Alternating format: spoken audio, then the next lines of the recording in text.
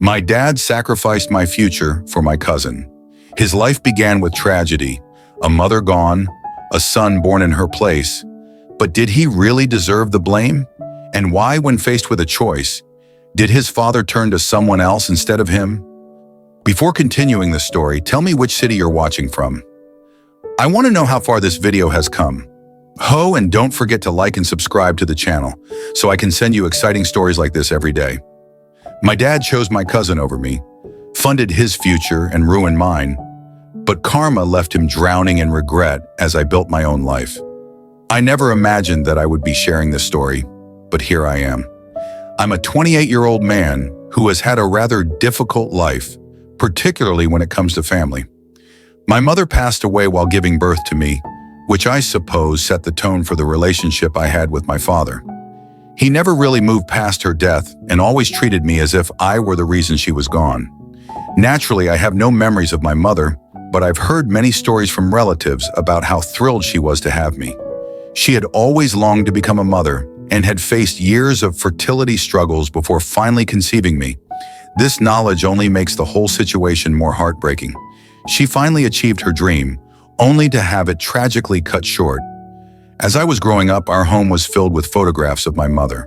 My father kept everything just as she had left it, almost as if the house were a shrine to her memory. Her clothes remained hanging in the closet, and her books still lined the shelves. It felt as though I was living with the ghost of a woman I would never have the chance to know. Sometimes I would sneak into their room just to touch her belongings, trying desperately to forge some sort of connection with the mother I never met. My relationship with my father, however, was entirely different. He was there in the physical sense, but emotionally he might as well have been on a different planet. He went through the motions of parenting, ensuring that I was fed, clothed, and made it to school on time, but there was never any warmth or affection. No hugs, no words of love, not even a simple pat on the back for a job well done. I always felt like an outsider within my own home. Most days my father would barely even look at me, let alone engage in conversation. When he did speak to me, it was usually to criticize or compare me to my cousin Jake. Jake's father, my uncle, died in a car accident when Jake was 7, so my father kind of took him under his wing. I still remember the day we received the news about my uncle's death. It was a rainy Tuesday afternoon, and I was sitting at the kitchen table working on homework when the phone rang. My father answered, and I watched as his face crumpled while he listened to whoever was on the other end of the line. That was the first and only time I ever saw my father cry. After hanging up the phone, he sat down heavily at the table and stared off into space for what felt like hours. Jake began to spend a lot more time at our house after that. I was excited at first. I thought that having another kid around might make things more fun and might even help my dad open up a bit. But it didn't take me long to understand that Jake's presence made my relationship with my dad even worse. He often asked, "Why can't you be more like Jake?"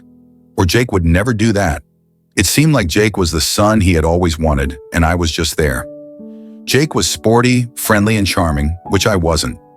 Jake was the life of the party, while I was shy and liked to read. It was delicious for my dad. I worked really hard to make my dad happy. It never seemed like enough. I tried to learn about his interests, got good grades, and joined every sports team. My dad thought Jake could never do a bad thing. He would compliment Jake on the smallest things, but I never got any credit for my own accomplishments. I won a science fair at school when I was about 12 years old. My project was a complicated model of the solar system that could move. I worked on it for weeks. I could hardly wait to tell my dad. I thought this would finally make him happy. His laughter and talk with Jake about a football game made me laugh when I got home. I told him I won, but he just nodded and went back to talking to Jake. It felt like I wasn't there at all. It gets worse as we age because of the bias. People always made fun of Jake and me because we were in the same grade. I did better in school than Jake did in high school, but my dad would always find ways to downplay my achievements. "Well, Jake's got more important things to think about than just grades," he would say. During one parent-teacher meeting, my English teacher raved about an essay I'd written. She told my dad it was one of the best papers she had ever seen from a kid my age, and that she thought I would make a great writer. My dad just grunted and asked if this would help me get a big grant for sports. The teacher looked confused, and I was so embarrassed that my face burned. In spite of this, there remained a part of me that still yearned for changes. I reasoned that perhaps everything would be fine if only I could locate the appropriate thing, the magic key unlocking my dad's adoration. I pursued that unattainable dream all of my childhood and during my teenage years. When it came time for college, the true kickback was I had pushed my ass, enrolled at a decent university, and been ready to launch my future. Though I knew money would be limited, I reasoned my dad would contribute at least somewhat. Boy, I guess I was mistaken. The day I overheard my dad on the phone with Jake informing him he would pay for his whole college tuition will always be with me. My pulse dropped. My dad looked at me like I was insane when I asked if he could also assist me out. "Jake needs it more than I can afford to pay for both of you," he remarked. That's exactly how my college dreams vanished. I attempted to make it work nevertheless. Working evenings and weekends, I had a part-time job at a nearby diner. I applied for every scholarship I could locate, but it was not enough. The strain was intolerable. I was juggling my classes, working enough hours to pay for things, and still finding time to study and sleep. There has to be a give.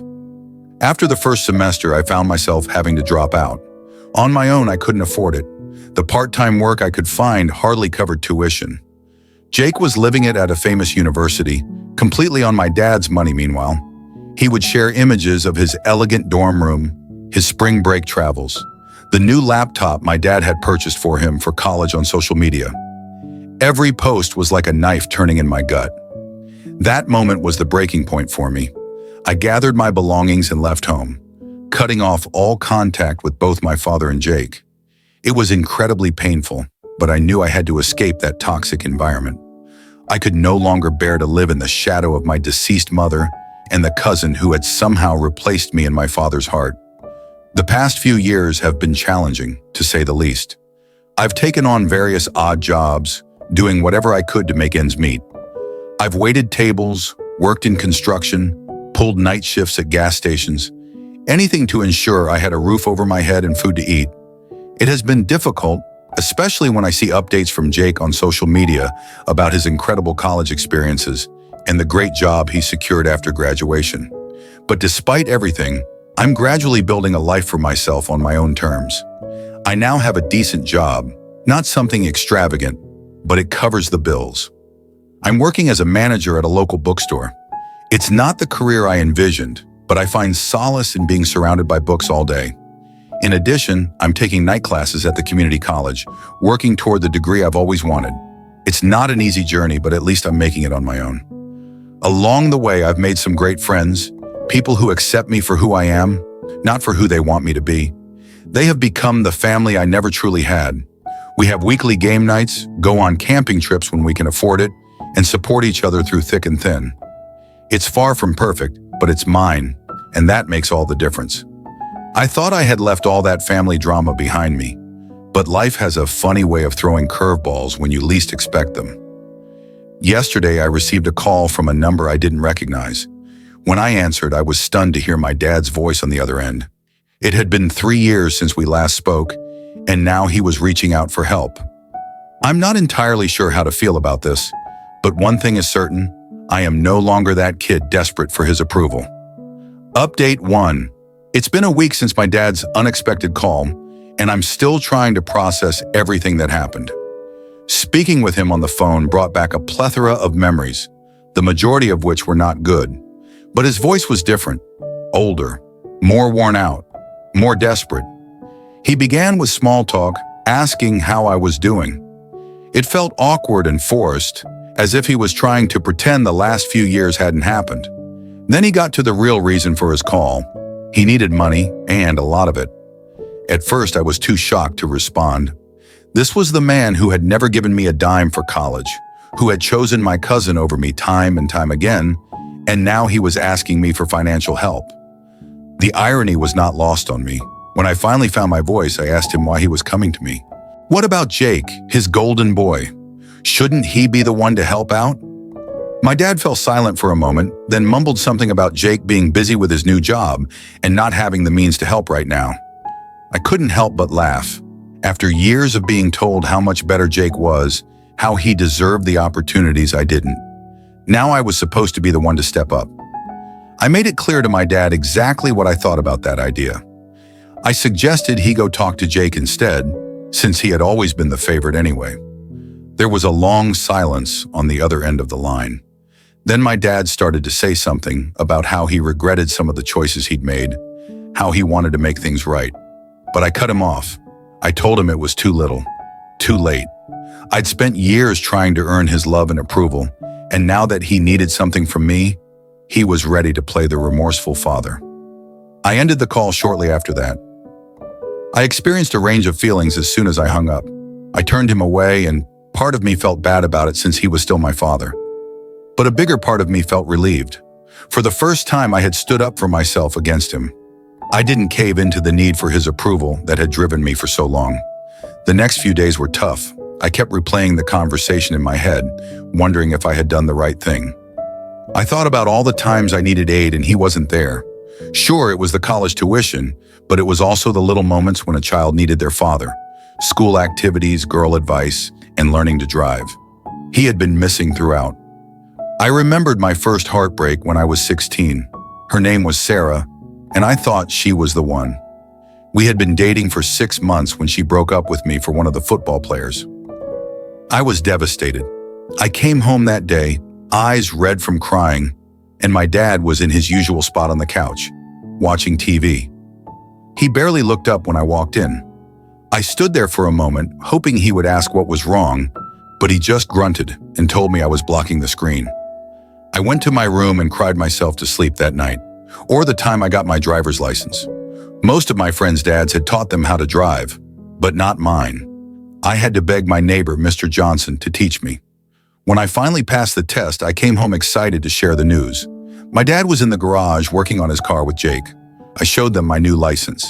Jake congratulated me, but my dad just nodded and went back to explaining something about the engine to Jake. I don't think he ever let me drive his car. Another thing that made me think was what kind of trouble he was in to need my money. My dad was always very proud, almost too much.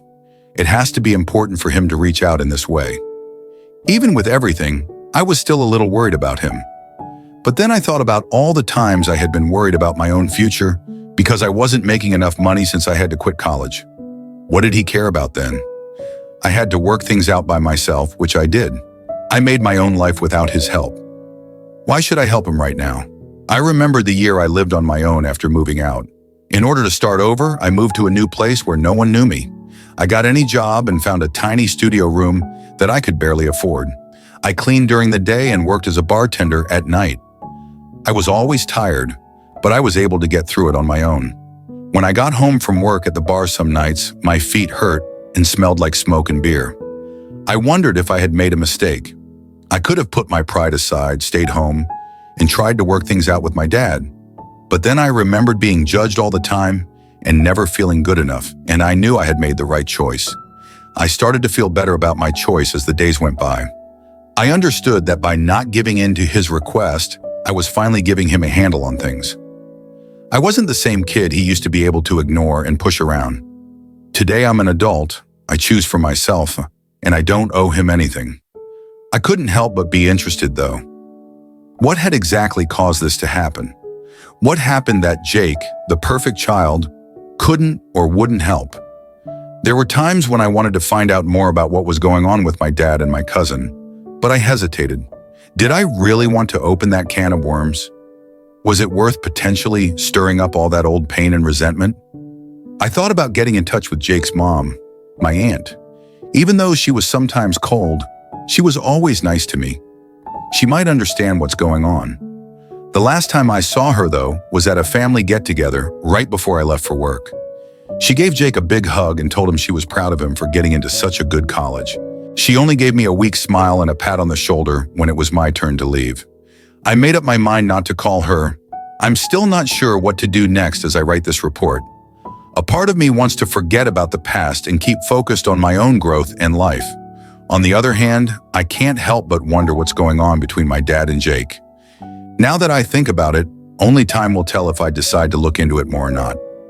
Update 2. It's been about a month since my last update, and a lot has happened. Despite my initial hesitation, my curiosity got the better of me. I decided to do some digging to find out why my dad suddenly needed help and why Jake wasn't stepping up. I started by reaching out to a few family friends who were still in touch with my dad. At first, they were reluctant to share much, but eventually I pieced together a pretty clear picture of what had been going on. I called Mrs. Peterson first. She had been my mom's best friend and had always been kind to me growing up. She seemed surprised to hear from me, but was happy to chat. After some small talk, I steered the conversation toward my dad and Jake. Mrs. Peterson hesitated, then sighed deeply before starting to fill me in. It turns out that my dad had gone all in on supporting Jake, far beyond just paying for his college tuition. He had helped Jake with the down payment on a house, bought him a car, and even invested in a business venture Jake wanted to pursue. To do all this, my dad had taken out loans and maxed out his credit cards. He was drowning in debt, all for the sake of giving Jake the life he thought he deserved. Mrs. Peterson told me about a conversation she had with my dad a few years back. He had been bragging about Jake's successes, talking about how he was going to be a big-shot businessman one day. When she asked about me, my dad had just shrugged and said he hoped I was doing okay. The indifference in his voice had shocked her. Next, I reached out to my old neighbor, Mr. Johnson, the one who taught me how to drive.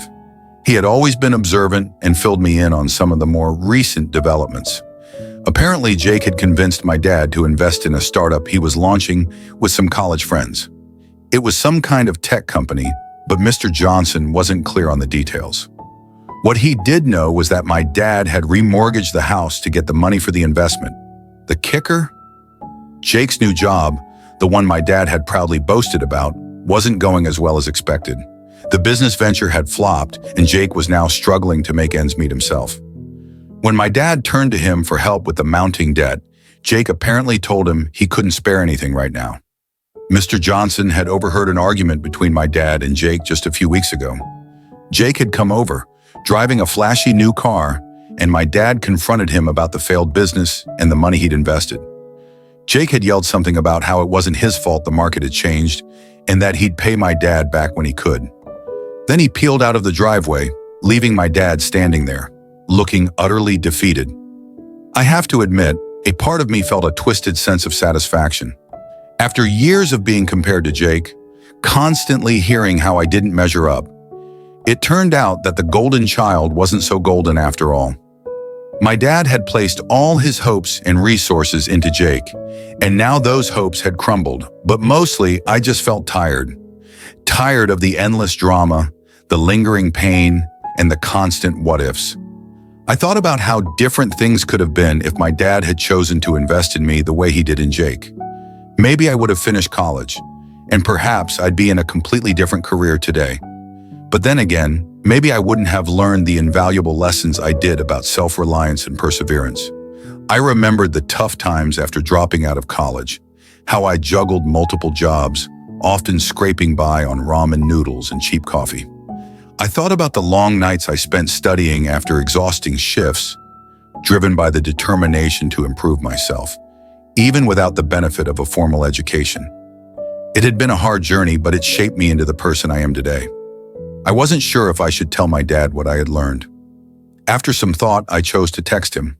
I told him I knew what was going on with Jake and the bill. I didn't offer to help, but I also didn't brag. What I really said was that I hoped he could see now that the decisions he made had effects on both of us. After a few hours, he answered. He said sorry and a lot of things in a long message. He told me that he knew he had been unfair to me and that his grief over my mom's death had made him lose his temper. He talked about how proud my mom would have been of the man I'd become, even though he wasn't a great dad. He asked if we could get together and talk. I thought about that message for a long time before I decided what to do. I still had a little boy inside me that wanted his dad's love, so there was a part of me that wanted to say yes. I imagined a time when we'd get together, talk things out, and our relationship would be fixed magically. But as an adult who has had to work hard for everything, I knew better. I reflected on all the important milestones in my life that my father had missed, like my high school graduation, where I scanned the audience, hoping to catch a glimpse of his face, only to feel the sting of disappointment.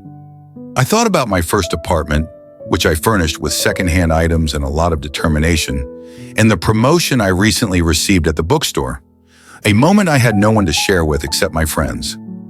In the end, I decided to respond to my father, letting him know that I was not ready for a meeting. While I acknowledged his apology, I made it clear that words alone could not erase the years of neglect and favoritism I had endured. I expressed my need for time and space, and I told him that he needed to respect that boundary. I also made it abundantly clear that I would not be bailing him out financially. His decisions had brought him to this point, just as my decisions had led me to where I am now. It was not my responsibility to fix the mistakes he had made. As I sit here writing this update, I feel a sense of relief, not happiness exactly, but as if a weight has been lifted from my shoulders. For so long, I carried the burden of trying to earn my father's love, constantly questioning what was wrong with me that made him favor Jake. Now I realize it was never about me at all. It was about his own unresolved issues, his inability to cope with loss and grief. I am uncertain about what the future holds for my relationship with my father, or whether there will be any relationship at all. Perhaps one day we will have a genuine conversation about everything that has transpired. Perhaps not. For now, I am focusing on my own life and personal growth. I am continuing with my night classes, diligently working toward that degree. I am also building relationships with people who appreciate me for who I am, not for who they want me to be. Just last week, I helped my friend Sarah, not Sarah from high school, move into her new apartment. As we unpacked boxes and arranged furniture, it dawned on me that these connections, this chosen family, are what truly matter, not the approval of someone who was never able to recognize my worth. Life is not always easy, but I am forging my own path.